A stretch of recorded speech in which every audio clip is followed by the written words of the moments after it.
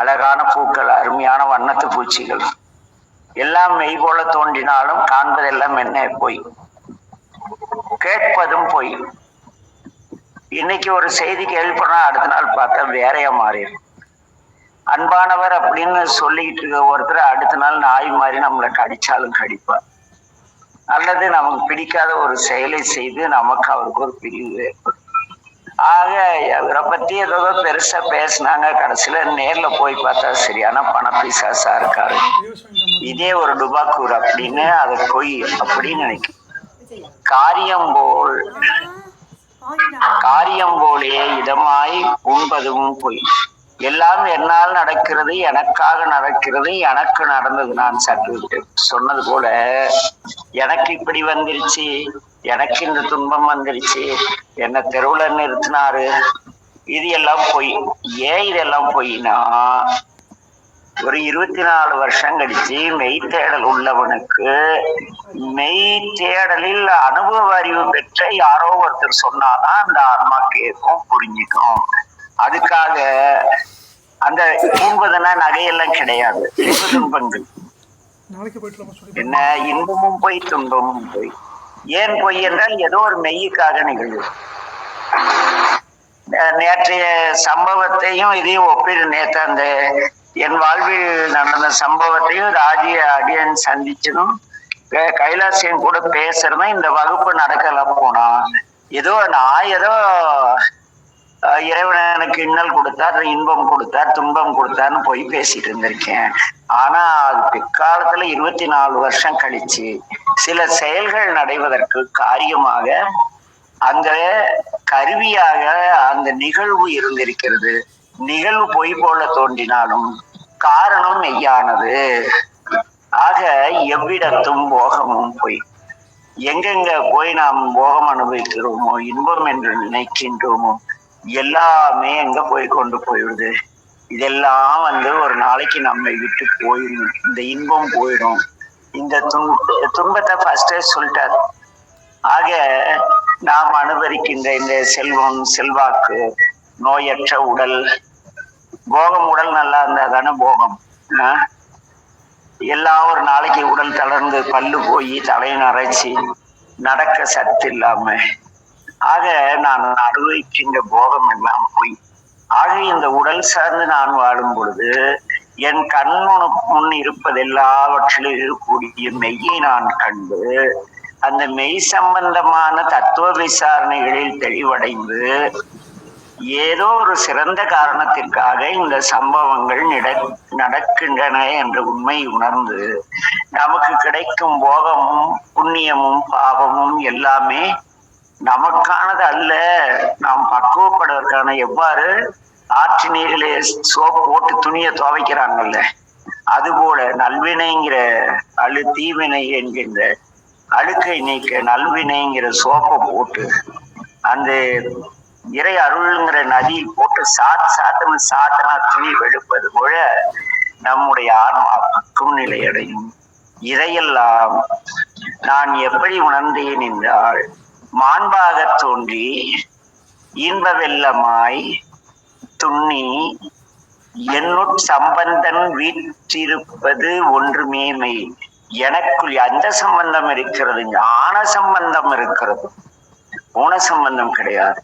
எனக்குள் இந்த சிவபோகசாரத்தை அருளிய அந்த இறைவனுடைய ஞானம் எனக்கு சம்பந்தப்பட்டதாக இருப்பதால், ஆக இங்கு நிகழ்வது எல்லாம் என்ன, அந்த மாண்பா தோன்றி இன்ப வெள்ளமாய் துண்ணி என்னும் சம்பந்தன் வீற்றிருப்பது ஒன்றுமே மெய். ஏனெனில் அவர் மெய்யானவர், அவரை சார்கிற எல்லாம் மெய்யை அடைவார்கள். ஏனெனில் அது அந்நியமின்மையின் அது அரணாகும். ஆக நாம் இன்று அன்னைக்கு இருந்த கஷ்டம் இன்னைக்கு யாராவது சொல்லுவாங்களா? கைலாஷ் சொக்கர் அப்படியெல்லாம் போய் இனிமேல் போயிட்டு அங்க பிரதோஷம் வகுப்பெல்லாம் எடுத்துட்டு வரும்பொழுது ராஜையா அங்க அந்த தட்ல காசுல இருக்கும் இல்லையா, அதை எடுத்து என்னை கூட்டியாந்து ஒரு கடையில 2 பூரி அப்படி சாப்பிட்டு நைட் ஒரு 10 மணிக்கு பஸ் ஏறி ஒசூர்ல இறங்கி பஸ் ஸ்டாண்டுக்கும் நான் இருந்த இடத்துக்கும் 14 கிலோமீட்டர் நடந்தே போவேன். யாராவது சொன்னா நம்புவாங்களா என்ன? ஆக காண்பதும் பொய். நான் இதை கேட்டா எவனாவது மெய்யின் நம்பானா? சொக்கர் சும்மா நம்மளை எல்லாம் தேத்துறதுக்காக ஏதோ பொய் சொல்லிட்டு இருக்காரு. அப்ப அந்த காரியம் நடந்ததே அது அந்த பின்னிமில் கேண்டீன், அந்த விஸ்வநாத சாமி, அங்க இருக்கிற ஜெகநாதன், சீனிவாசன், மனோகரன், அப்படி யார் யாரோ அங்கிருந்த நிறைய வழிபாட்டு அன்பர்கள், இந்த ராஜு, இந்த காரியம் எல்லாம் ஏன் நிகழ்ந்தது? ஆக இது பொய்யா என்றால் இது அன்று பொய் போல தோன்றினாலும் இன்று இது ஒரு மெய்யான காரணத்திற்காக இருக்கிறதாக. எல்லா இடங்களில் இருக்கிற போகமும் எதை சொல்கிறது என்றால் இது எல்லாம் நீயாக உருவாக்கி கொண்டதல்ல, என்னுள் ஞான சம்பந்த பெருமான் இருந்து உருவாக்கியவை. ஞான சம்பந்தம் யார் அப்படி என்றால் அவரே பரம்பொருள், அவரே அறிவிற்கு சம்பந்தம் உடையவர், ஒரே ஒருத்தர் தான். ஆக அந்த ஒருமை இருக்கிறது அல்லவா, அந்த ஒருமையே சிவம், அந்த சிவமே குரு. குருவே சிவம் கிடையாது, சிவமே குரு.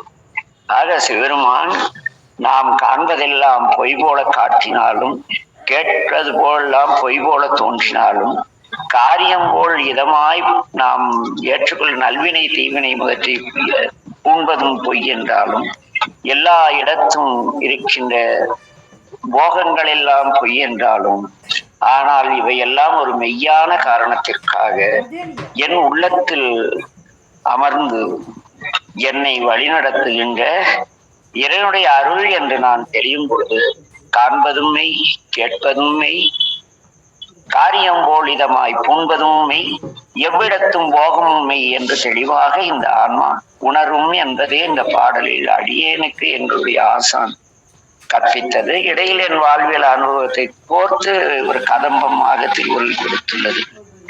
ஆக இங்கே எது ஆனால் எல்லாம் பொய். ஏனெனில் இருக்கிற எல்லாம் உருமாற்றமும் செயல் மாற்றமும் சிந்தனை மாற்றமும் தினம் நிகழ்வதால் தேடலை ஒழித்து பிற பொருள் பிறவற்றை நோக்கி ஓடுவது போல ஒரு கற்பனை நமக்குள் இருப்பதால் நீ கற்பனையாக காண்பதும் பொய்.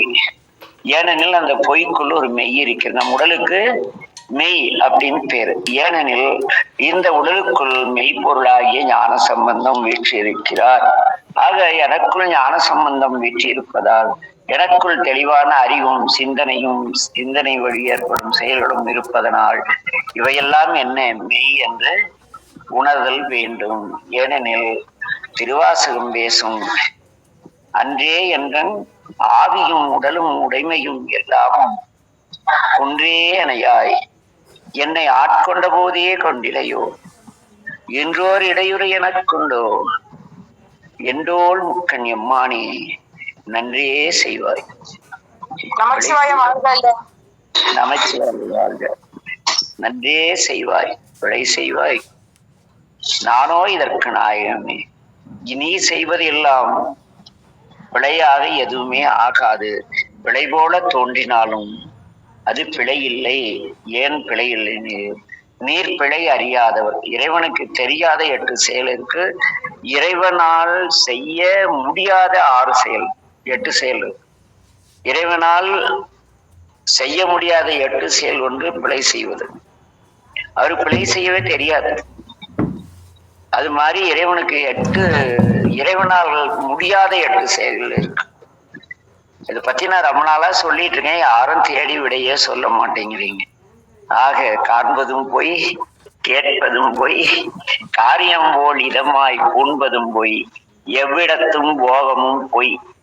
அது எப்போது இதெல்லாம் பொய் என்றால், நான் செய்கிறேன் நான் செய்கிறேன், என்னுடையது, எனக்குரியது, என்னை தவிர யாராலும் செய்ய முடியாது என்ற நான் நான் நான் என்ற எண்ணம் இருக்கும் பொழுது இவையெல்லாம் பொய்யானவை. ஆனால் மாண்பாக தோற்றி இன்ப வெள்ளமாய் துண்ணி என்னுள் சம்பந்தன் வீற்றிருப்பது ஒன்றுமே மெய் என்று உணராத போது, ஆக அங்க சொக்கநாதன் பேசும் உணர்த்தில் உணர்வேன், உணர்த்தாயேல் நாயேன் கணத்தும் உணரும் வகை காணேன், உணர்த்தி என்னுள் பூண்ட மல மாய கண்மம் நீக்கி சிவானந்தத்து ஆண்டு அருள் வை சொக்கனாதாக எனக்குள் மெய் எழுந்தருதிலா என் முன்னாலும் என்னால் செய்யப்படுகின்ற எல்லாம் மெய் ஏனெனில் என்னை இயக்குபவர் யார்?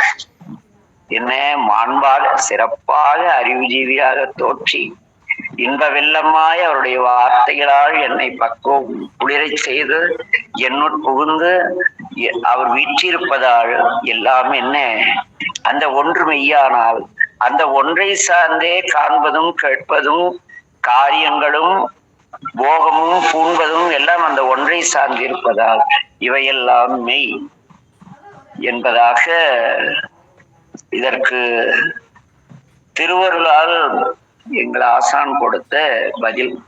உரையில் எப்படி எழுதியிருக்கிறார்களோ அதெல்லாம் தெரியாது. ஆனால் நமக்கு ஆசான் கற்பித்ததை நாம் கற்பிக்க வேண்டியது இங்கு கடமையாகிறது. நமச்சிவாய வாழ்க. எல்லோருக்கும் அந்த மாண்பாக தோற்றி நமக்கு அருள் செய்கின்ற இன்ப வெள்ளமாய் நினைந்தரும் காண்தரும் பேசும் பொழுதும் அனைத்து எழும்பு உள்நக ஆனந்தத்தை தருகின்ற அந்த ஞானசம்பந்தன் என்னுள் வீற்றிருப்பார் என்பதை உணர்ந்து எல்லோரும் எல்லா செயல்களும் மெய்யின் பொருட்டே என தெளிவடைய எல்லாம் அல்ல என் தந்தை மேட்டூர் மீனா சொக்கனா வருமானின் பேரருள் அனைவருக்கும் சித்திக்க திருவருளை வேண்டி நிறைவு செய்கின்றோம். மீண்டும் தொடரும். நமச்சிவாய வாழ்க. எல்லா உயிர்களும் இன்புற்று வாழ்க. திருச்சிற்றம்பலம். நமச்சிவாய வாழ்க ஐயா. நமச்சிவாய வாழ்க. நமச்சிவாய வாழ்க ஐயா. நமச்சிவாய வாழ்கம்மா. லிங்கராஜ் ஐயா நமச்சிவாய வாழ்க. கிருத்திகா நமச்சிவாய வாழ்க. எல்லாருக்கும் நமச்சிவாய வாழ்க. ஒரு நிமிஷம் பேசிக்கிறேங்க. நான் ஒரு 2 நிமிஷம் பேசிக்கிறேன். நமச்சிவாய வாழ்க. எல்லாருக்கும் நமச்சிவாய வாழ்கம்மா. ஐயா நான் ஒரு 2 நிமிஷம் பேசிக்கிறேங்க ஐயா. பேசுங்க ஐயா. இப்போ நீங்க சொன்ன மாதிரி இப்போ இது யார் அறிவார் நீதி வழி யார் அறிவார் அப்படின்னு சொல்லி முதல்லயே வந்து குருஞான சம்பந்தர் நீதி வழியை வந்து யார் அறிகிறாங்க அப்படின்னு சொல்லி தான் அவர் ஆரம்பிக்கிறாருங்கய்யா குருஞான சம்பந்தர். அப்போ இது வந்து கைலாசுக்காகவோ இது சொக்கர் செய்கிற செயலோ இல்லாமல் இது இதையும் தாண்டி வந்து உலக மக்களுக்காக வந்து அந்த இறைவன் வந்து ஏதோ ஒரு செயலை வந்து செயல் புரிய வச்சுட்டு இருக்கிறாரு. ஐயா நான் முடிச்சிடுறேன் 2 நிமிஷம் இருங்க. எதனால் அப்படின்னா இன்றைக்கி நீங்கள் அந்த பதிவு நேற்று வந்த பதிவாக இருக்கட்டும், வருவது தானே வரும், அந்த பதிவை கேட்டுட்டு புவனேஸ்வர்னு ஒரு அன்பர் திருவாவடுதுறையில் பயிற்சி வாங்கின நபர் வந்து ஃபோன் பண்ணி அவ்வளவு உருக்கமாக பேசினார் என்கிட்ட. இது என்னங்க சாமி அர்த்தம், இது எப்படி என்னென்னு தனிப்பட்ட முறையில் கூப்பிட்டு கேட்டால் அப்படி. அப்போது இது எத்தனையோ ஆன்மாக்களுக்கு வந்து அந்த மன நிறைவையும் மன தெளிவையும் வந்து கொண்டு போய் சேர்த்திட்ருக்கு. இது வந்து இதுக்கு நம்ம வெறும் ஒரு கருவியாக தான் நம்மளை பயன்படுத்திக்கிறார் அவர். அது ஒரு பொம்மை, ஒரு வெறும் பொம்மை மாதிரி தான். வண்டி ஓட்டுறதும் அவர் தான், அதை கொண்டு போகிறதும் அவர் தான். நம்மளைய ஒவ்வொரு அந்த அந்த ஒவ்வொரு செயலும் அவர் தாங்க செய்கிறாரு. அதை நல்லா நம்மளால வந்து இன்னைக்கு நம்ம கேள்வி முடிச்சுக்கிறேன். ஏன்னா என்னுடைய உலகம் வந்து குழந்தைகள் சார்ந்தது. கைலாசங்கிற ஒருத்தரை குருஞான சம்பந்த பெருமான் கொண்டு வந்து கைலாசங்கிற கருவி மூலம் இந்த செய்தியை நீங்க கேட்கலன்னா நான் அந்த பதிவெல்லாம் போடவே மாட்டேன். உங்களுக்கே தெரியும், அது நமக்குள்ள நடந்த நிறைய நிகழ்வு இருக்கு. ஆக கருவி இப்ப செல்போன் யாரோ கண்டுபிடிச்சாங்க எல்லாருக்கும் அப்படிங்கிறத விட செல்போன்ல பேசக்கூடிய செய்திகளை, ஏனெனில் இறைவன் வந்து எவ்வாறு இறைவன் திட்டமிட்டு ஒவ்வொரு உயிர் கைலாசங்கிற இந்த ஆத்மா இப்படி வரணும், எங்கிட்ட தேடணும், அவரை போல தேடல் உள்ள எல்லாருக்கும் அவன் மூலம் தான் இது போய் சேர்க்கணும் அப்படின்னு பெருமான் திருவருள் பற்றியதுனால எனக்கு அது நிகழ்ந்தது. அடியேனுக்கு அல்ல, இறைவன் எனக்கு செய்வித்தார். அப்படி இங்க கைலாச முகஸ்துதியோ அல்லது ராஜபத்தியோ சொக்கர் பத்தியோ கிடையாது. ஒரு திட்டமிடல் இறைவன் ஒரு 25 திட்டம் மாதிரி இந்த வகுப்புக்காக 1998 இருந்து பிளான் பண்ணி செஞ்சிருக்காரு. பாருங்களேன் இறையருள் எப்படி செஞ்சிருக்குல்ல. நான் பிறந்ததே 98 தாங்கய்யா. நான் பிறந்ததே 98 தாங்கய்யா. நீ பிறந்ததுல எனக்கு ஆரம்பிச்சிருச்சு. ஐயா நமச்சிவாய வாழ்க ஐயா. சொல்லுங்க கண்ணு. நான் வந்து 91 ஐயா. நான் பிறந்து இன்னும் சின்ன பிள்ளை ஐயா நானு. நாங்கெல்லாம் உங்க பேசுறதை கேட்கறது நினைக்கிறதுல எத்தனை புண்ணியம் பண்ணமோ என்ன செஞ்சோமோ ஒண்ணுமே புரியல ஐயா. அதுதான் நாங்க பதிலே பேசுறது இல்ல நீங்க எது சொன்னாலும். ஐயா சொன்னா கரெக்ட். நம்ம ஐயாவோட குழந்தைங்க அவ்வளவுதான். சொல்றையா நாங்க கேக்குறோம் அவ்வளவுதான் ஐயா. கேட்கறதோட இருக்கக்கூடாது, தெளிவடையணும், வாழணும். தெளிவடையணும் ஐயா. கொஞ்ச நாள் ஆகட்டும் ஐயா, எங்களுக்கு பேச பயம் ஐயா. வாழணும்னு சொல்ல கண்டிப்பா வாழணும். நிச்சயம் அதான் உண்மை ஐயா. நாங்க அது போல நடந்துக்கிறோம். ராஜி மாதிரி எல்லாம் வந்து வாழக்கூடாது, யதார்த்தமா. சரிங்க ஐயா, சரிங்க ஐயா. அவரு கூட பேசவும் பண்ணுவோம், அவ்வளவுதான் ஐயா. எங்க வாழ்க்கை எங்க கடமை எங்களுக்குன்னு இருக்கு. போன நாங்க குடும்பம் ஐயா, ஃபேமிலில இருக்கோம். இல்ல அதுக்கு இல்லைங்கம்மா. அவர் அப்படியே இந்த ஒரு தம்பி ஒருத்தர் இருக்காரு பவானில, போஸ்ட் வச்சிருந்தாங்க. அம்மையப்பர் இடைமேல இருக்காங்க, கையில ஒளியில வந்து இவர் தோன்றன மாதிரி ஸ்டில் வச்சிருந்தாங்க. ஞானசம்பந்தர் கூட அப்படி போட்டோ பார்த்தது இல்ல. அவங்க குரு கிட்டதான் ராஜு அவங்க வீட்டுல எல்லாம் தீட்சை வாங்கி இருக்காங்க. ராஜி மாதிரி சொக்கர் சாரணங்க எல்லாம் பில்டப் பண்ணிக்க முடியாது. ராஜா 2 பிச்சில என்னன்னா சோறு ஜீரணம் ஆகாதுமா. அது அவரும் நீங்க உங்களுக்குள்ள பாண்டிங்க ஐயா.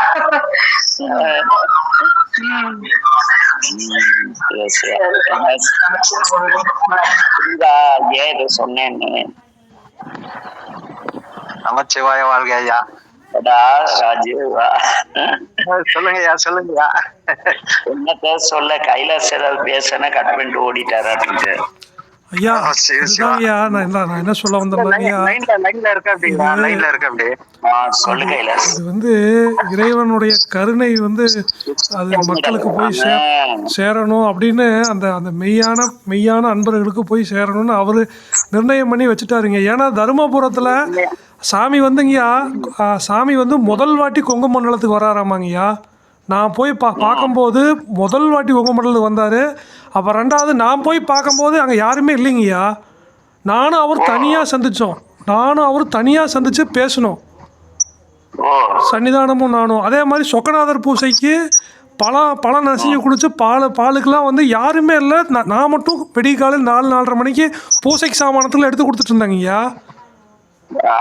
அந்த புண்ணியான சம்பந்தனுடைய அந்த சொக்கநாதர் பூசைக்கு அந்த பஞ்சாமிரதம் பேசுறதுக்கு என்னை பிசைய வச்சுட்டாங்க. அப்புறம் பால் எடுத்து கொடுக்கறது, சாத்துக்குடி புளிஞ்சு கொடுக்கறது, தீபாராதனைக்கு எடுத்து கொடுக்கறது, அது எல்லாம் நான் எடுத்து கொடுத்துட்டு இருந்தேங்கய்யா. யாருமே இல்லை, ஒரு அடியார் கூட இல்லைங்கய்யா. அந்த பணி நமக்கு கிடைச்சதுங்க அந்த அன்னைக்கு. சொக்கநாதர் உங்களை பணி கொள்ளணும் முடிவு பண்ணிட்டாரு, வேற யாரும் வர முடியும். ஆமாங்கய்யா. அப்புறம் அதே மாதிரி மடத்துக்கு போன உடனே எல்லாம் திருச்செந்தூர் போயிட்டாங்க. மடத்துல யாருமே இல்லைங்கய்யா. நமக்கு நடந்ததெல்லாம் மிராக்கிளுங்கய்யா. சொன்னால் யாரும் நம்ப மாட்டாங்க. மடத்தில் வாங்கன்னு கூப்பிட்டாங்க, அங்கே போய் பார்க்குறாங்க யாருமே இல்லை. முதல்ல நான் உள்ளுக்குள்ளார கால் எடுத்து வைக்கிறேன், ஒருத்தர் வெள்ளை வேட்டி கட்டிட்டு ஒருத்தர் வெளியில் போடா அப்படிங்கிறாரு. ஒரு வயசானவர் ஒருத்தர் வெளியில் போடா, இங்கே என்னடா உனக்கு வேலை அப்படின்னு கேட்டார். இல்லைங்கய்யா நான் இந்த மாதிரி வந்திருக்கேன், இந்த மாதிரி நான் வந்து சன்னியாசத்தை வாங்கி நான் ஐயா கூட இருக்குன்னு வந்திருக்கேங்கய்யா அப்படின்னேன். அவங்கெல்லாம் திருச்செந்தூர் போயிட்டாங்க, நீயும் உங்கள் வீட்டுக்கு போ அப்படின்னாரு அவர். என்னடா அது ஆரம்பமே சகுனமே சரியில்லையாடான்னு அப்பவே உள்ளுணர்வு பட்டுச்சுங்கய்யா. எடுத்த உடனே நான் மடத்தில் கால் வச்ச உடனே வந்த வார்த்தை வெளியில் போனதாங்க வந்தது எனக்கு அங்கே. அப்புறம் அங்கே ஒரு ரூம் கொடுத்தாங்க, அங்கே போய் பார்த்தா சன்னிதானம் எல்லாம் திருச்செந்தூர் போயிட்டேன்னு சொன்னாங்க. திருச்செந்தூர் போயிட்டு என்னால் 1 நாள் 2 நாள் என்னால் இருக்கவே முடியலைங்க. அங்கே நமக்கு ஒரு மாதிரி புழுக்கமாயிருச்சு. அந்த உள்ளுக்குள்ளார அந்த மனசு ஒத்து இருக்க முடியல, மனமும் வந்து. அப்போது அங்கே தான் நம்ம கன்ஃபியூஷன் ஆச்சு. என்னடா இது சித்தாந்தத்தில் வந்து உடல் வாழ்க்கை போய் உலக வாழ்க்கை போய் ஊர் போய் பேரு போயின்னு சொல்லிட்டு நம்ம வந்து இறைவன் மட்டும்தான் மெய்யின்னு வர்றோம். வந்த இடத்துல வந்து நம்ம மனசு ஏற்றுக்க மாட்டேங்குது. அப்போ நீங்கள் சொல்கிறீங்களா மனசு தான் குருன்னு. அப்போ இந்த மனசு எங்கே ஒடுங்குதோ அது வரைக்கும் நம்ம வந்து தேடிட்டு உலகத்தில் சுற்ற வேண்டியது தான். முதல்ல மனசை வந்து ஒருநிலைப்படுத்துறதுக்கு என்ன செய்யணுமோ அதுதான் வந்து ஆக சிறந்த செயலை தவிர உலகத்தில் வெளியில் புறத்தில் துறந்து எந்த பிரயோஜனம் இல்லைங்கிறது அப்போ தாங்க அனுபவ ரீதியாக உணர்ந்தது. இதே வார்த்தையை ரமண மகரிஷியும் சொல்லியிருக்காருங்கய்யா. சன்னியாசம் வந்து அவருடைய மாமா பையன் வந்து ஒருத்தர் சன்னியாசம் வாங்கலான்னு போகையில் அவர் சொல்கிறாரு, எங்கே போனாலும் மனசை தூக்கிட்டு தான் போகணும், நீயே உலகத்தில் இருந்தாலும் மனசை தூக்கிட்டு போகணும், துறவரம் போனாலும் முதல்ல மனசை ஜெயிக்கிற வழியை பாருன்னாராமாங்கய்யா. ஒரே வார்த்தை. அப்போது அதுதாங்க இப்போ நீங்கள்லாம் இப்போ சொல்லி கொடுத்துட்ருக்கீங்க. அவரவருக்கு உள்ளபடி ஈசனர்களாலே ஏதேது செய்தாலும் ஏதேது சிந்தித்திருந்தாலும் ஏதேது சொன்னாலும் மாதேவா நின் செயலை என்று நினைதலாலே என்று உணரின் என் செயலே காண்கிறேன்னு. இதற்கு மேலே மனம் முடங்குறதுக்கான உபாயம் என்னங்கய்யா இருக்குது இல்லையாங்கய்யா? நம்ம எல்லாமே இறைவன் செயல் தான் அப்படின்னு உணர்ந்துட்டு ஒவ்வொன்றும் உபதேசமாக வருதுங்கய்யா. பக்கத்தில் யாரோ ஒரு விஷயம் பேசுகிற மாதிரி இருக்குது, அது நமக்குன்னே பேசுகிற மாதிரி இருக்குது. இன்றைக்கி ஒரு சின்ன ஒரு மனசு கலக்கமாயிடுச்சுங்கய்யா. உட்காந்துட்டு ஆஃபீஸில் உட்காந்துருக்கா, பக்கத்தில் ஒரு அம்மா லேடி கார்டு அம்மா பேசுதுங்கய்யா. கை கால் நல்லா தானப்பா இருக்குது, நமக்கு சாமி கை கால் நல்லா தான் கொடுத்துருக்காரு, நமக்கு என்ன கஷ்டம்னு பக்கத்தில் இருக்க அந்த அம்மா வேற ஒருத்தர்கிட்ட பேசிகிட்டு இருக்கு. நமக்குன்னே சொல்கிற மாதிரி இருக்குங்கய்யா. இந்த வார்த்தை இருக்குதுல்ல, ஏதேது செய்தாலும் ஏதேது சொன்னாலும், இதை ஒரு 4 வாட்டி மனசால நம்ம இதை ஒரு 4 வாட்டி நம்ம சொன்னாலே அந்த உபதேசம் நமக்கு அப்படியே நமக்குன்னு நிறைய விஷயம் சேருதுங்கய்யா. கண்டிப்பா ஏற்றுக்கிற தன்மை அந்த அப்சர்வேஷன் நமக்கு இருக்கணும். கண்டிப்பாங்கய்யா, கண்டிப்பா. அது சாமானியமா இறை கொடுக்காது. கண்டிப்பாங்கய்யா, கண்டிப்பா. எல்லாம் ஞானியம், எல்லாம் நாட்டுல ஒரு போர் இருக்காது, சண்டை இருக்காது, எல்லாம் ஒற்றுமையா சிறப்பா வாழ்வாங்க. அப்புறம் அவருக்கு எப்படி பொழுது போகணுமே, அந்த என்ன பண்ணுவாரு? கட்டாயமாங்கய்யா. அப்போ யார் அறிவார் நீதி வழிங்க, அந்த நீதிபதி அந்த நீதி வழியை எடுத்து சொல்றதுக்கு தாங்கய்யா இறைவன் தற்காலத்தில். ஏன்னா உண்மை, நான் இதை பெருமைக்குன்னு நான் சொல்லிங்கய்யா. நான் போய் பார்த்து சந்தித்து பழகின எல்லாருமேங்கய்யா ஒரு மந்திரத்தையோ ஒரு வழிமுறையவோ எடுத்து சொல்லி இதை செஞ்சால் இறைவன் திருவடி அடைஞ்சிடலான்னு சொல்கிறாங்கய்யா. ஆனால் பக்குவமாக நம்ம வாழ்ந்து இந்த நீதி வழியையும் அன்பையும் பின்பற்றாத அளவுக்கு, அதை பின்பற்றாத வரை இறைவன் திருவடியை அடைய முடியாதுன்னு அது நீங்கள் அழுத்தம் திருத்தமாக நீங்கள் சொல்கிறது அதுதாங்க யார் அறிவார் நீதி வழி. அது குருஞான சம்பந்தனுடைய வார்த்தைக்கு இணங்க நீங்கள் சொல்வது அது என்ன சொல்கிறதுங்கய்யா, இதை எடுத்து சொல்லணுங்கய்யா. இதுதான் தற்காலத்தில் தேவை. நீதிவழி நீதிவழி நீதிவழி இதை எடுத்து சொல்கிறதுக்கு தாங்க தற்காலத்தில் ஆள் வேணும். அதுதான் திருவருள் இத்தனை ஏற்பாடு பண்ணியிருக்கு பாரு. 1998 இருந்து பிளான் பண்ணி 2025 செயல்படுத்துறாரு. எவ்வளவு பெரிய ப்ராசஸ் இல்ல? ஆமாங்கய்யா, இயற்கையுடைய ப்ராசஸ் எவ்வளவு பெரிய ப்ராசஸ்மா. கண்டிப்பா. கைலாஷ் சந்திக்கிற வரைக்கும் நான் பெரும்பாலும் இளைஞர்களுக்கு, எனக்கு 12 வயசு குழந்தைங்களை தாண்டி நான் மனசு பற்றாது. அதுங்க இளம் தளிர் மூங்கில்கள், அதெல்லாம் அழகா பல்லக்கு பண்ணி சாமியை உட்கார வச்சிருவேன். ஆனா இந்த மூங்கில் பத்தி நமக்கு நல்ல ஐடியாவே கிடையாது. ஏன்னா நான் உருவாக்கின முதல்ல உருவாக்கின அமரகுந்தில ஒரு 2 டிக்கெட்டு, பவானியில 15 டிக்கெட்டு எல்லாம் சிதைந்த மூங்கிலா, ஒடிஞ்ச மூங்கிலா, பல்லக்குக்கு ஆகல. அதனால இவங்களாலதான் நான் யாரையுமே பசங்கிட்ட பெரியவங்கிட்ட பேசவே மாட்டேன். பேசுவேன் அப்படி நுனிப்புள் சும்மா அப்படி பாவலா பேசிட்டு போயிடுவேன். இந்த வகுப்பு இப்படி எல்லாம் இறங்குறது கிடையாது. ஏன்னா அவன் வந்தா நம்ம எதுக்கு அவர் வினை வெளி அவன் போறான், நம்ம ஏன்? ஆனா இன்னைக்கு இது தேவை என்பதை உண்மையா அனுபவபூர்வமா தேடி திரிந்து, ஐயோ நம்மளை போல நிறைய ஆன்மாக்கள் இப்படி தவிக்குதேன்னு தெரிஞ்சு அதை எப்படியாவது நம்ம கொண்டு போகணுங்கிற ஒரு அனுபவத்துக்கு பட்டறிவு கொடுத்து, அதன் மூலம் இந்த சைவநீதி கலந்த உருவாக்கி வேற லெவல் இறை அருள் கைலாஷ். ஐயா நிச்சயமாங்கய்யா, அவருடைய கருணை தாங்கய்யா. சரியான 5 ஆண்டு திட்டம் இல்ல, கருணை ஐயா. அந்த சொக்கநாதருக்கு நான் பூசை பண்றேன் நின்னங்காட்டி தாங்க இந்த சொக்கநாதரை பார்க்க முடிஞ்சது. இல்ல, அவர் முடிவு பண்ணிதான் பணி கொண்டிருக்காரு. எதையுமே பணிகளும் மாறது கேட்போம்.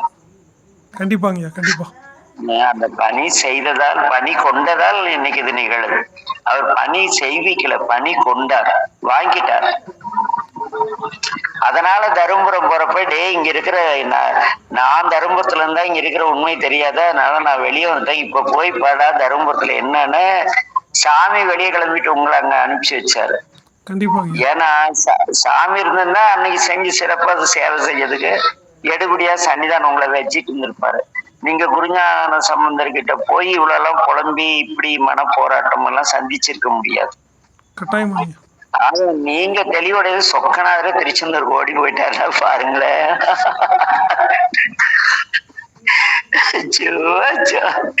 சாமி சரியான கேடு இல்ல. நிச்சயமாங்கய்யா, நிச்சயமா.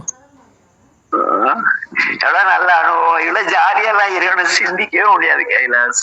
நிச்சயமாங்க. நமக்கெல்லாம் இப்போ நடந்ததெல்லாம் ஒவ்வொன்றும் ஆச்சரியம் தாங்கய்யா. நடந்துட்டு இருக்கிறதா ஆச்சரியம் தாங்கய்யா. உண்மை உண்மை. நமக்கு நடக்கிறதா ஆச்சரியம் நடந்துட்டு இருக்கு. ஏன்னா இறைவன் செயல் இல்லைங்க, எல்லாம் சிவன் செயல் என்று அப்படிங்கிற உணர்ந்த போது நமக்கு என்னங்கய்யா இருக்கு. அது எவ்வளவு பெரிய நேற்று நைட்டுங்கய்யா ரூமில் ஒருத்தர் படுத்து தூங்கவே விட்றது இல்லைங்கய்யா. 2 மணி 3 மணிக்கெலாம் இருந்து கேம் ஆடுறது கத்துறது. இப்போ திருநீரை பூசிட்டு எல்லாம் சிவன் செயல் என்று என்னென்னு படுத்துறது. முன்னாடிலாம் நமக்கு டென்ஷன் ஆகும். இப்பெல்லாம் எதுக்குமே அந்த கோபமே வரமாட்டேங்குதுங்கய்யா. சரி இந்த விதை பையனை நம்ம அனுபவிக்க மாட்டிருக்கு, அனுபவிச்சிடலான்ட்டு அதை ஏற்றுக்கிறது. இல்ல இல்ல, எது இருந்தாலும் சிவன் செயல்னு என்றீங்களான்னு டெஸ்ட் பண்றதுக்காக அந்த அப்படி பண்றாங்க. ஆமாம் ஆமாங்கய்யா ஆமாம். இப்படி கலாட்டா பண்ணா சிவன் செயல்னு கைலாசம் நினைக்கிறானா இல்ல வேற ஆள் செயல்னு நினைக்கிறானா எக்ஸாம் தான். கண்டிப்பாங்கய்யா. ஐயா ஏதேது சிந்தித்திருந்தாலும்னு சொல்கிறாருலங்கய்யா. நம்ம நினைப்புக்குள்ளார வரதே அவருடைய திருவருள் தானேங்கய்யா. நம்ம எதையாவது நினைச்சாலே ஏதேது சிந்தித்திருந்தாலும் மாதேவா நின்றாலே அப்போ நம்ம சிந்தனைக்கு காரணம் நம்ம முயற்சி இல்லை ஏங்கய்யா. அதுவும் இறைவன் திருவருள் தான், வினைப்பதிவு தான் ஏங்கய்யா. வினைப்பதிவு இல்லை, அருள் பதிவு. சரிங்கய்யா சரிங்க. ஏன்னா இந்த பாடல்ல பாருங்க, இந்த பாடல்ல மிக தெளிவா சாமி ஒரு வார்த்தை சொல்றாரு. ஏன்னா என்னுள் இருக்கும் இந்த ஞான சம்பந்தம் எல்லாம் இருக்குல்ல, அவர் என்னுள் வந்து என்ன பண்ணிட்டாரு, நின்னுட்டாரு இல்லையா.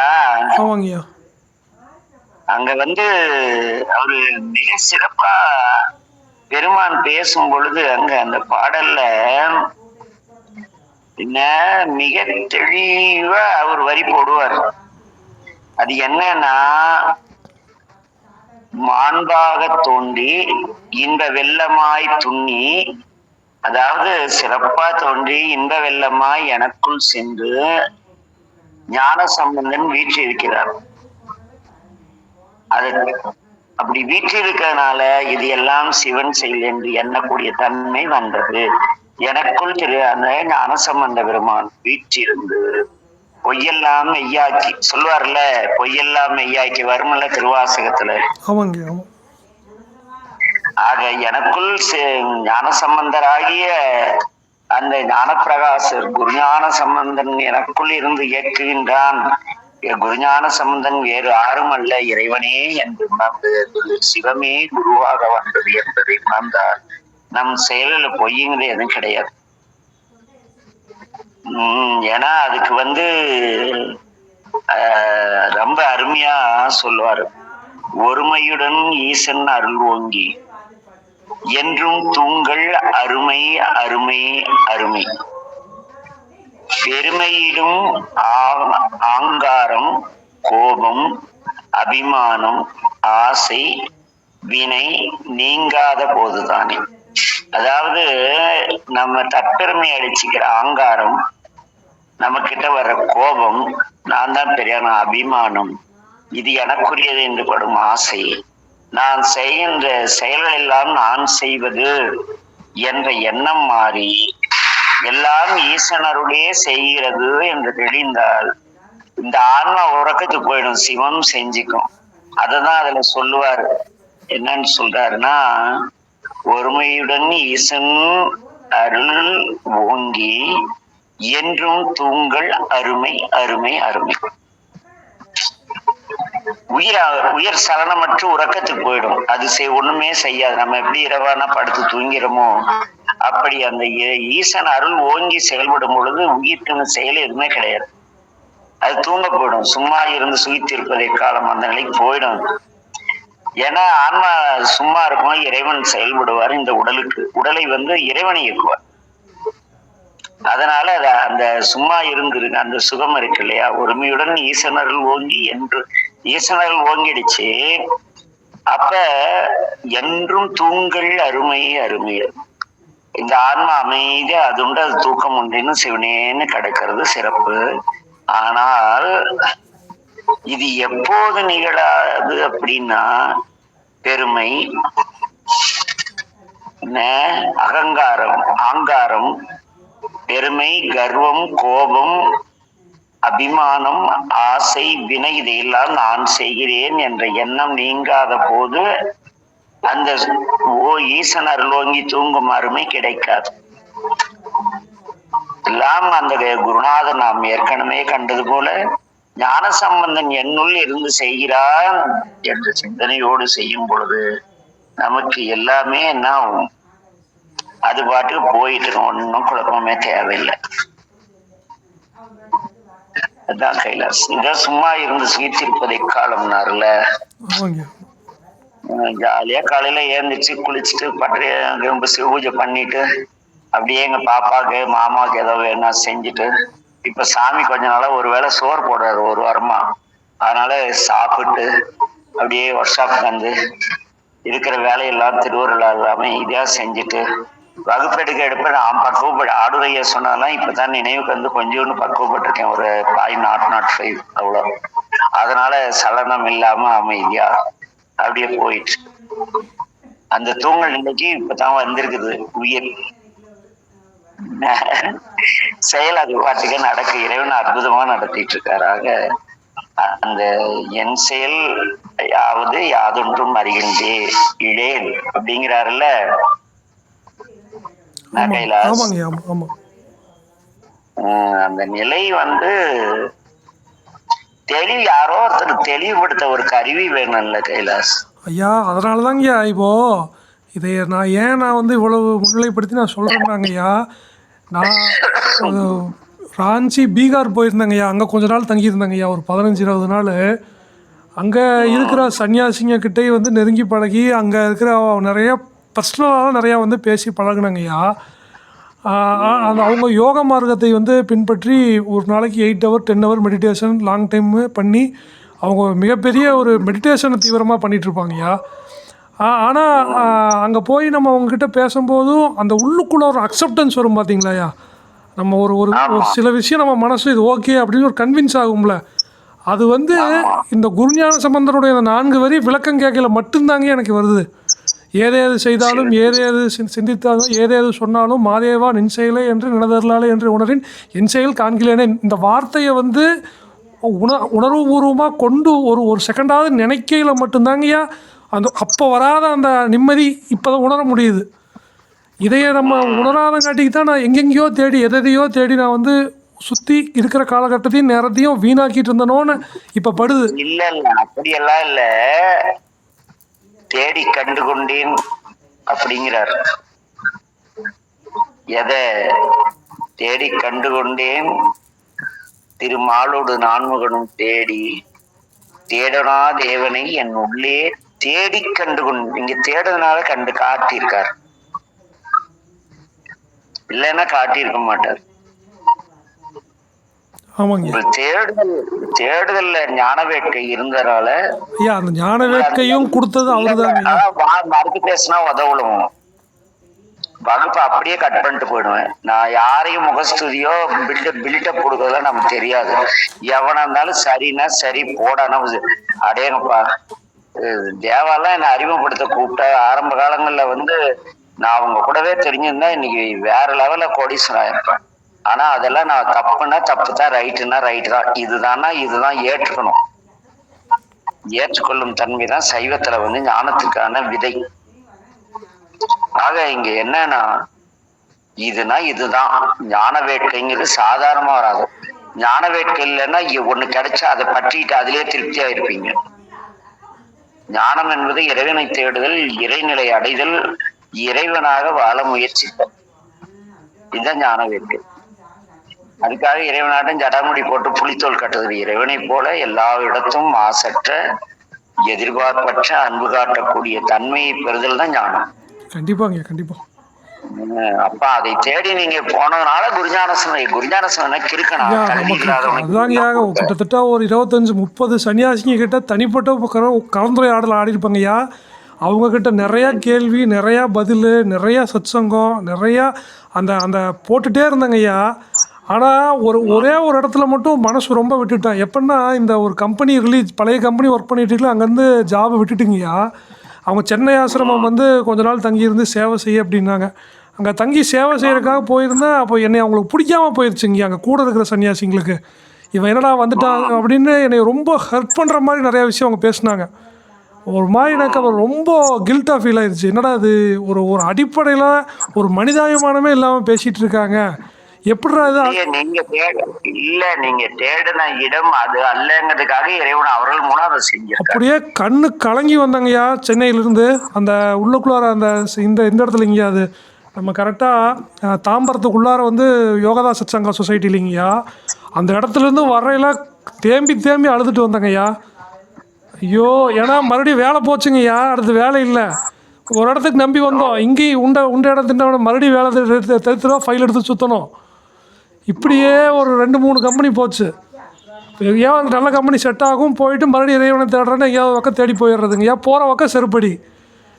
ஐயோ அது ஆனால் அது என்னங்கய்யா, ஒவ்வொரு பக்கம் நின்று தேடி கேட்டு கேட்டு கேட்டு கேட்டு கடைசியில் இது ஒன்று தான் மார்க்கம்னு இதை உணரும் போது தான் ஓஹோ அப்படின்னு அது உணரவே அது அக்செப்டன்ஸ் அப்போ தாங்கய்யா வருது. இல்ல கைலாஷ், குருஞான சம்பந்தை பார்த்த பிறகு உங்களுக்கு எல்லாமே அதுதான். ஆமாங்கய்யா, இப்போ கிருத்திகா அம்மா கூட வந்து நான் பேசையில் வந்து 2-3 வாட்டி சொல்லுவாங்கய்யா. அது வந்து ஏன் வந்து எல்லாத்துக்கும் கூடயும் சொக்கரையாவை கம்பேர் பண்ணி சொல்கிறீங்க, ஏன் எல்லாத்துக்கும் கூடயும் சொக்கரையாவை கம்பேர் பண்ணி சொல்கிறீங்கன்னு சொல்கிறாங்க. அது சொன்னால் தானே இருக்கிறவங்களுக்கு தெரியும் எதனால் இது சொல்ல வேண்டிய கருத்து, எதனால் இது கேட்க வேண்டிய கருத்து அப்படின்னு. நம்ம மற்றதை சுற்றி பார்த்துட்டு இதை கேட்கும்போது எதனால் இது ஏற்புடையது அப்படின்னு அவங்க தெரிஞ்சுக்கணும் இல்லைங்கய்யா. இப்போ சொல்கிற கருத்து யார் அறிவார் நீதிவெளியே யாரும் சொல்கிறது இல்லையங்கய்யா. அந்த யோகத்தை பண்ணி இந்த யோகத்தை பண்ணி இறைவன் திருவடி அடைஞ்சாலும் எப்படி அடைய முடியும்? செஞ்ச வினை வராதா? கண்டிப்பா விஸ்வாமித்திரவே ஒன்றும் இல்லைன்னு பண்ணிருச்சு இல்லைங்கய்யா. நம்மளாம் யாருங்கய்யா? சுந்தரர் கண்ணை பிடுங்கி விட்டாரு, மாணிக்க வாசகர் சுடுமணலில் நிற்க வச்சாரு, பட்டினத்தாருக்கு கழுமரம். அவங்களுக்கே அருளாளர்களுக்கே அந்த நிலைமைங்கய்யா. நம்மெல்லாம் யாருங்க? நம்ம செய்கிற தேவத்திலையோ நம்ம செய்கிற யோகத்திலையோ நம்ம சொல்கிற மந்திரத்துலையோ இறைவன் திருவடி அடைஞ்சிட முடியுமா? இதை யாராவது ஒருத்தங்க சொல்கிறாங்களாங்கய்யா, அன்பாரு, குடும்பத்தை பார்த்துக்கோ, யாரையும் ஏமாத்தாலும் சரி வர வாழு, உன் கடமையை கரெக்டாக செய்யணும், கடமைன்னு ஒரு யாராவது வார்த்தையை பயன்படுத்துகிறாங்களா? கிடையவே கிடையாதுங்கய்யா. மந்திரத்தை சொல்லு, கோயிலுக்கு போ, சாமியை கும்பிடு, இதை பண்ணி இறைவன் திருவடி அடைஞ்சிடலாம். அப்படித்தான் அடைஞ்சாங்க.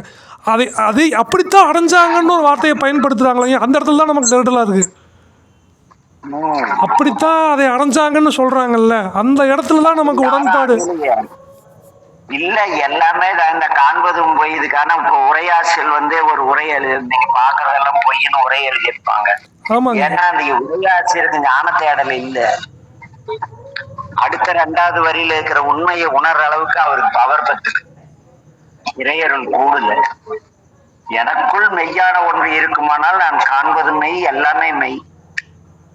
எனக்குள் பொய்யான ஒன்று இருக்குமானால் எல்லாமே பொய். ஏன்னா நானே பொய்யானவன், எனக்கு பொய் தான் கிடைக்கும், மெய்யா கிடைக்கும். அவ்வளவுதான். 5 இப்போ செல்வத்துள் செல்வம், செவிச்செல்வம், அச்செல்வம், செல்வத்துள் எல்லாம் தலைங்கய்யா. அப்போ 5 பொறிகள் ஏமாத்துதுன்னா அப்போ செவியா செல்வம்னு சொல்றாரு இல்லையாங்கய்யா. அப்போ எதையும் நம்ம நீங்க சொல்ற மாதிரி எதையும் மெய்ய பயன்படுத்தும் போது அது மெய். அது உண்மையாலுமே ஒரு பெரிய ஒரு கருத்துங்கய்யா நீங்கள் சொல்கிறது. இதை உணரையில் தான் அதோடைய தன்மையே என்னென்னு அது ஒரு காலகட்டமாகி அனுபவபூர்வமாக வரையில் தான் அது உணர்ந்துக்க முடியும். 5 பொறிகள் பொய் அப்படின்னா அப்புறம் ஏங்க செவி செல்வம்னு சொல்லணும்? 5 பொறிகள் பொய்னா உடம்பு எதுக்கு மெய்ன்னு சொல்லிச்சு தமிழ். கண்டிப்பா இல்லையா? கட்டாயமா. ஏன் யானை போய் என் நெஞ்சும் போயினா இந்த உடல் சார் நீ எனக்குள்ள இருந்து இயக்குகிறா என்பதை உணராமல் நான் செய்கிறேன் என்பதால் இதெல்லாம் பொய்யினாரு. யானை போய் என் நெஞ்சும் போய் அன்பும் போய்ங்கிறாருன்னா இவர் அன்பு இருக்கிறது போல நடிச்சாலும் என்ன பண்றாரு? நான் செய்யறேங்கிற அந்த எண்ணம் இருக்கும் வரை இறைவன் செய்கிறார் என்பதை உணரா இருந்தா பொய் தானே. உணர்ந்தால் தானே மெய்யா வாழணும். கட்டாயமாங்க. அதெல்லாம் மெய்ப்பொருள் வேறமா. அருளாளர்கள் வந்து சும்மா யானை போய் என் நெஞ்சும் போயெல்லாம் பாட மாட்டாங்க. சிவன் எனக்குள் இமைப்பொழுதும் நீங்காமல் இருக்கிறான் என்று உணர்ந்தவர்கள் வந்து எவ்வாறு இந்த உடல் பொய்யினது யானை போய் என் நெஞ்சும் போயின்னு என்ன மீனிங்ல சொன்னாங்கன்னு சிந்திச்சு உரை எழுதணும். சும்மா கறந்து பால் கண்ணாளுக்க அரவிந்த்ராஜ் கொஞ்சம் எல்லாத்தையும் கலந்து குடிக்க வேண்டியது எத்தனை நூற்றாண்டு கழிச்சு இல்ல கைலாஷ்? அந்த பையன் அதை கலந்து குடிக்காதுன்னா நமக்கு இது விடை தெரிஞ்சிருக்காது இல்ல. அதனாலங்க பொருள் உணர்ந்து சொல்லுவார்னு எழுதி வச்சுட்டாரு. ஆமா, ஒரே வரையிலே உணர்ந்து சொல், படிச்சு ஒப்பிக்காத. கட்டாயம். படிச்சு ஒப்பிச்சா அது பிறகு சாப்பிட்டதை சாப்பிட்டு வாங்கி எடுக்கிற கேஸ் தான். உண்மைதான் உண்மைதாங்க. வாங்கி சாப்பிடுற நிலை தானே அது. உண்மைதாங்க. கைலாச நாம் சிவன் செய்யணும், நிச்சயமாங்க. பெருமான் செய்யணும். தெளிவா இருந்தா பாவம் கிடையாது, புண்ணியம் கிடையாது. ஏன்னா நீ என்ன ஆதிவா நின் செயலே என்று என்ன சொல்றாரு, உணரின் அப்படிங்கிறார். ஆமாங்க. அப்படிதான் உணர்கிறேன். உணர்கிறேன் அப்படின்னா உணர்ந்தால் எதுவுமே என் செயல் கிடையாது இல்லையா? கட்டாயமாங்க. கட்டாயமா. அந்த தெளிநிலை தான் முக்கியம். அது சில இடத்துல கொலை கூட்டம் தெரியுமா? அந்த தெளிநிலை எப்படி அவர் இப்படி பாருனா அவரு நிலை அப்படி, நம்ம நிலை இப்படி. அவரு அப்படி ஞானப்பிரகாசம் இருந்தாரு, நான் இப்படி வேலைக்கு போயிட்டு இருக்கேன், அவர் மடம் அப்படிலாம் போட்டு அறிவே கொலை கூட்டம். அது அவங்களுக்கு சாத்தியம், நமக்கு சாத்தியம் இல்லை. எல்லாம் உள்ள இருந்தா ஒரே ஒண்ணு அவரே நம்மளை கொலை போடுவார். இதுல அதுந்தாரு. இந்த வாத்தியாரு ஒரு கேள்வி 4 விடை கொடுத்துட்டு ஏதோ ஒண்ணு டிக்கெடிக்க சொல்லுவாங்கல்ல எக்ஸாம்ல, அது மாதிரிதான் சாமி விடையெல்லாம் சொல்லி கொடுத்துருவாரு, ஆனா ஏதோ ஒண்ணு டிக்கெடிம்பாரு. அது தவறா புரியுது செஞ்சா அதுக்கு நம்ம தானே பொறுப்பு. கட்டாயமாங்க. கட்டாயமா. ஏன்னா ஏற்கனவே தான் சாமி ஏதாவது ஆசான எல்லாம் கத்து கொடுத்துட்டாருல, இதுதான் மெய்யின்னு. கட்டாயமாங்க. அப்ப நம்ம விடையை சொல்லிய பிறகு கேள்வி 4 விதமா பதில் சொன்னா, விடை ஏற்கனவே சொல்லப்பட்டது, அது தெரியாம நம்ம பாட்டு குழப்பிட்டு கிடந்தா அது யாரும் பொறுப்பு இல்லை. கட்டாயமாங்க. ஆக மாட்டாரு இல்ல. கட்டாயமா. அப்ப வந்து அந்த 1 கோடி ஆகம் எல்லாம் உணர்ந்து அந்த பாடல்ல வந்த மாதிரி இறைவன் தான் இதெல்லாம் செய்யறாருன்னு உணரல. என்ன அங்க எத்தனை கட்டாலும் வேஸ்ட். நிச்சயமாங்க. நிச்சயமா. அதுதான். சரி கைலாஸ், எல்லாம் நல்லா இருங்க. 9 கொட்டை ஆயிடுச்சு. எல்லாருக்கும் எல்லா நலங்களும் உண்டாகட்டும். நமச்சிவாய வாழ்க. நமச்சிவாய வாழ்க. ஐயா கைலாஷ் ஐயா சொல்லுங்க. நமச்சிவாய வாழ்க. கைலாஷ் ஐயா இருக்கிறீங்களா லைன்ல? சொல்லுங்கய்யா. ஐயா நாளைக்கு என்ன ஃபேக்டரி லீவ் தானே? ஐயா ஆமாங்கய்யா. சரி நாளைக்கு நான் வரேன். ஐயா நான் நடராஜர் அபிஷேகத்துக்கு கிளம்புறேங்கய்யா. நான் நைட்டு திருமுருகன் பூண்டி வரணும். திங்கக்கிழமை நடராஜர் அபிஷேகங்கய்யா. சரி அதனால ஊருக்கு வர்றேன். ஓ அப்படிங்களா? சரி நாளைக்கு உங்களை நம்ம கோயில கூட்டிட்டு போலான்னு தான் பார்த்தேன். இல்ல நான் அங்கிருந்தே இன்னொரு கரெக்டா 1 வாரத்தில் நான் கிளம்பிடுவேங்கய்யா. நம்ம பேசுவோம். நீ நம்ம கோயிலுக்கு வரணும்ட்டு தான் பேசுவோம். நம்ம தனிப்பட்ட முறையில் பேசுவோங்கய்யா. நிறைய நண்பர்கள். நமச்சிவாய நமச்சிவாய வாழ்க. சரிங்க. நமச்சிவாய வாழ்க.